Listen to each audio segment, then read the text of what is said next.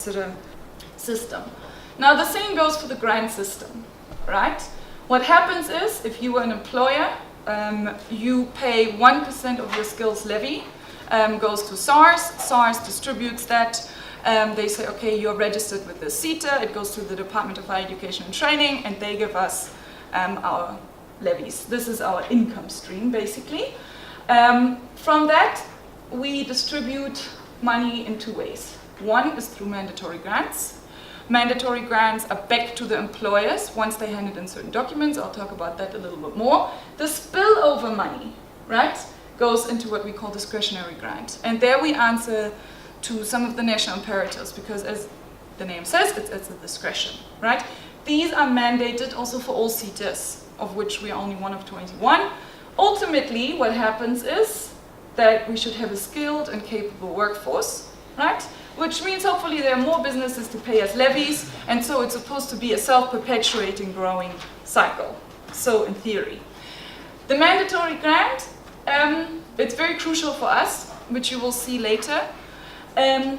Basically the way it works is you pay your levies to us, right? You hand in your workplace skills plan and your annual training reports, right? We then say, okay, you handed in all the right papers. This data is key to our sector skills plan, right? So industry input, or whichever SETA you hand in your WSPs, informs the sector skills plan. I will talk a little bit more about what's in our sector skills plan. Once you handed this in, and only if you handed this in, can you get 20% back of what you originally paid, right? So that's what we call mandatory, because we have no choice of giving it back to you, right? It's not at our discretion. Now, we don't really check what employers do with that money. We hope that they refinance it into training, but it's not legislated. They can just get it back. And then the spillover of that goes into discretionary grant. But as you can see, in any case, only 20% goes back to companies. So 80%, even if every single company that paid their levy paid our sector skills plan, we still have quite a lot of money left to distribute according to our discretion. Okay, now discretionary grant, what do we actually fund? First of all, it has to be said that 80% of our funding has to go into what we call pivotal, professional, vocational, technical, and academic learning, right? That is also mandated. That is not just our policy, that is all SETAs. And we fund learnerships, skills programs, work-integrated learning. We support NGOs, SMMEs, CBOs, and trade unions. Sorry, let me spell that out. I hate when people use abbreviations.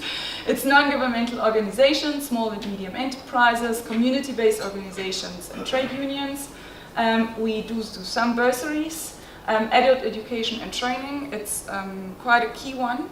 And recognition of prior learning, which, in case some of you are not so familiar with it, is basically trying to solve some of the many historic legacies where people have been working in a job maybe for 10 years but actually never got a qualification, a formal one. But they know how to do the job. So the idea is that actually they can take certain tests, go through a program, and then they get the equivalent of that qualification.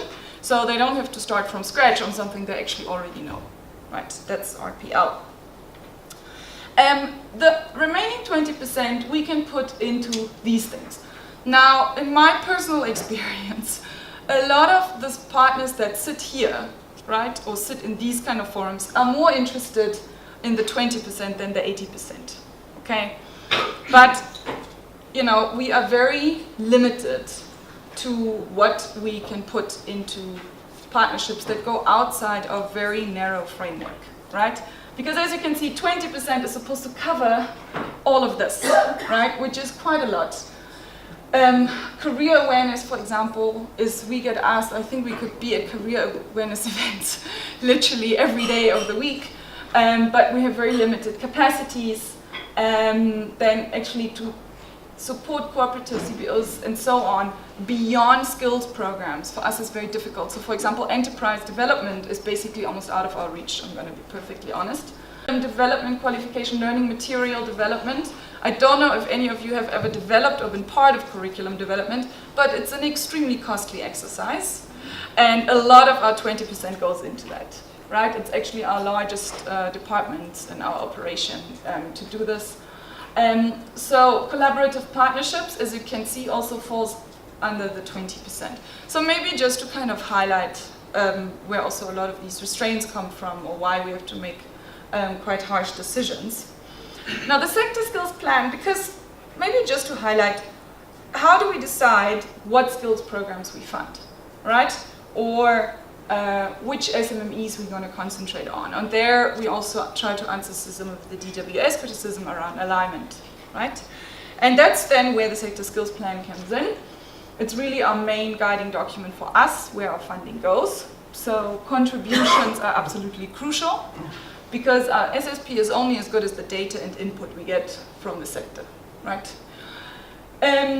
Basically, we do this in several ways. The WSPs, I highlighted, it's the workplace skills plans, which we get from our levy-paying employers, so they can get the mandatory grant back.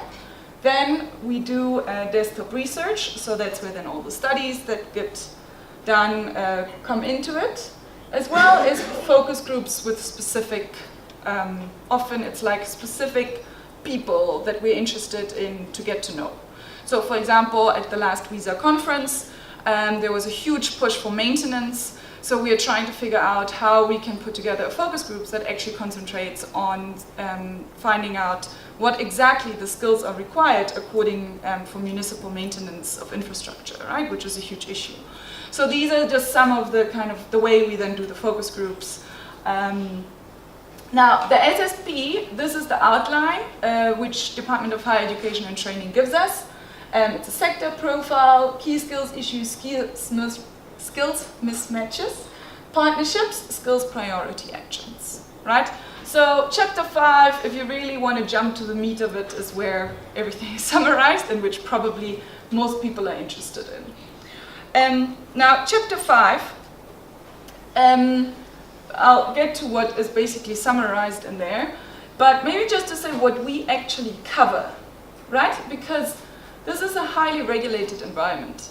I'm going to be perfectly honest, and I think a lot of people underestimate the amount of legislation that the SETAs fall under and how much room we have to actually make certain decisions. And I find the water sector is sometimes a little not understanding. So I'm trying to, these are the sector industry classification codes against which we have to report, right? This is what we have to report against and what we have to support. And it's a fairly narrow scope.